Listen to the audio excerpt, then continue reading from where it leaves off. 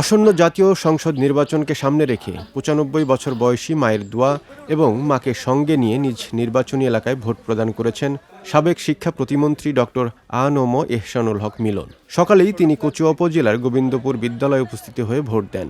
এ সময় তার সঙ্গে তার সহধর্মিণী নাজমুন নাহার বেবি, দলীয় নেতাকর্মী ও স্থানীয় সমর্থকরা উপস্থিত ছিলেন।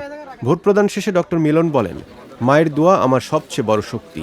জীবনের প্রতিটি গুরুত্বপূর্ণ মুহূর্তে আমি তার আশীর্বাদ নিয়েই পথ চলেছি। আজ তার ব্যতিক্রম হয়নি। তিনি আজ আশা প্রকাশ করেন ভোটাররা শান্তিপূর্ণ পরিবেশে তাদের ভোটাধিকার প্রয়োগ করবেন এবং জনগণের রায়ে উন্নয়ন ও ন্যায়ভিত্তিক রাজনীতি বিজয় হবে। এদিকে কেন্দ্রের বাইরে ভোটারদের উপস্থিতি ছিল চোখে পড়ার মতো। আইনশৃঙ্খলা বাহিনীর সদস্যরা নিরাপত্তা নিশ্চিত করতে দায়িত্ব পালন করছেন।